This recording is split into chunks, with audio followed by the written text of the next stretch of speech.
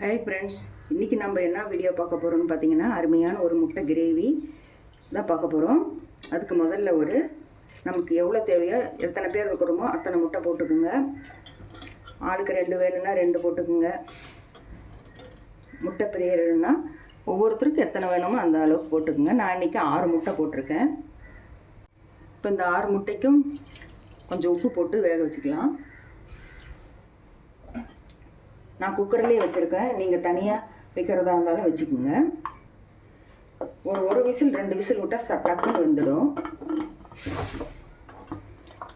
நம்ம வீடியோ இப்போ தான் முத பார்க்குறீங்கன்னா மறக்காமல் நம்ம சேனலை சப்ஸ்கிரைப் பண்ணி வச்சுக்கோங்க. நம்ம தொடர்ந்து நம்ம வீடியோ பார்த்துட்டு சப்போர்ட் பண்ணுங்கள். இப்போ இது வேகட்டும். இப்போ முட்டையை வேக வச்சு எடுத்து வச்சாச்சு. இப்போ இதுக்கு தேவையான பொருள் என்னன்னு பார்த்துக்கலாம். இதுக்கு ஒரு 2 ஸ்பூன் சோம்பு போட்டிருக்கேன், வெள்ளம் வறுத்து அரைக்கணும். 1.5 ஸ்பூன் ஜீரகம், 1 ஸ்பூன் மிளகு. இது எல்லாம் நம்ம வறுத்து எடுத்துக்கலாம். தீயாமல் நல்லா வாசனை வர வரைக்கும் வறுத்து எடுத்துக்கலாம். அப்போ தான் நம்ம மிக்சி ஜாரில் பொடி பண்ணும்போது கரெக்டாக வரும். பச்சையாக போட்டு பொடி பண்ணால் நைஸாக வராது. இப்போ பாருங்கள், இந்தளவுக்கு வறுபட்டுருச்சு, போதும். அடுப்பாக பண்ணலாம். இப்போ முட்டை வெந்துருச்சு. இப்போ இந்த தண்ணியை வடிகட்டிட்டு நம்ம இதை உரிச்சிக்கலாம். இப்போ ஒரு கடாய் வச்சுருக்கேன், அதில் தேவையான அளவு ஆயில் விட்டுக்கலாம். இப்போ அந்த எண்ணெயிலே கொஞ்சம் மிளகாத்தூள் போட்டுக்கலாம், கொஞ்சம் மஞ்சத்தூள் போட்டுட்டு இந்த முட்டையை போட்டு வறுத்து எடுத்துக்கலாம். கீரல் போட்டுக்கோங்க. 2 முட்டை உடஞ்சிருச்சு.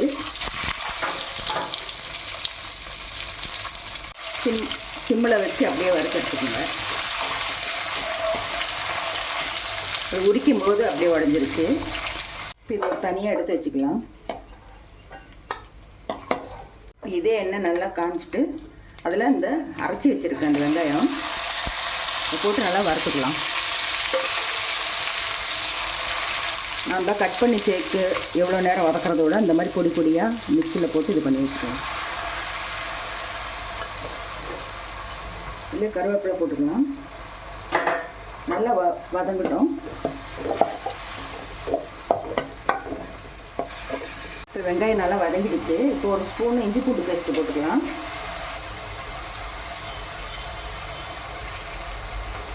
பச்சை வாசனை போகிற வரைக்கும் நல்லா வதங்கட்டும்.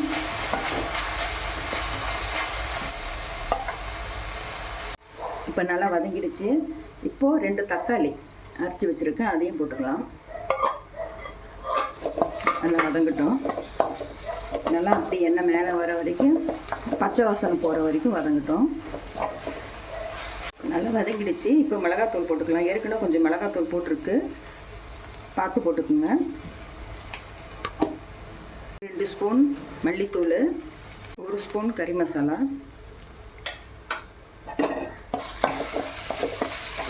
தேவையான அளவு உப்பு. இப்போது கொஞ்சம் தண்ணி விட்டுக்கலாம், தேவையான அளவு தண்ணி விட்டுக்கலாம். மசாலாலாம் கொதிக்கட்டும். கொதித்து நல்லா ஒரு கிரேவி பக்கத்தில் வரட்டும்.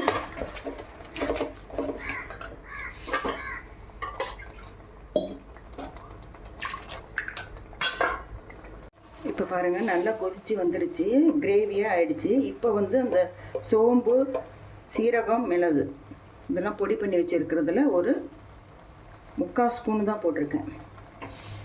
போட்டு இது போட்டதுமே பார்த்திங்கன்னா நல்ல ஒரு வாசனையும் நல்ல ஒரு நிறத்தையும் கொடுக்கும். இப்போ இந்த முட்டையும் போட்டு வேக வச்சிடலாம். ஏன்னா மசாலாலாம் உள்ளே இறங்கட்டும். ஒரு 5 நிமிஷம் கழித்து திறந்து பார்க்கலாம்.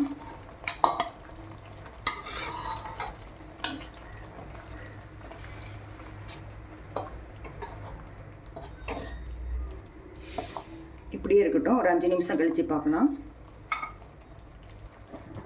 அவ்வளோதாங்க, கிரேவி ரெடி ஆகிடுச்சு. கமகமன்னு வாசனை. இது நல்லா சாப்பாட்டுக்கும் நல்லாயிருக்கும், சப்பாத்திக்கும் நல்லாயிருக்கும். இது போல் செஞ்சு பார்த்துட்டு எப்படி இருக்குன்னு சொல்லுங்கள். இதுக்கு மேலே கொஞ்சம் கொத்தமல்லி தழை தூவி இறக்கிட வேண்டியதுதான். எப்படி வந்திருக்கு பாருங்கள், கிரேவி சூப்பராக இருக்கும். இந்த வீடியோ பிடிச்சிருந்துச்சுன்னா ஒரு லைக் கொடுங்க, கமெண்ட் பண்ணுங்கள். தொடர்ந்து நம்ம வீடியோ பார்த்துட்டு சப்போர்ட் பண்ணுங்கள். மீண்டும் உங்களை அடுத்த வீடியோவை சந்திக்கும் வரை பாய்.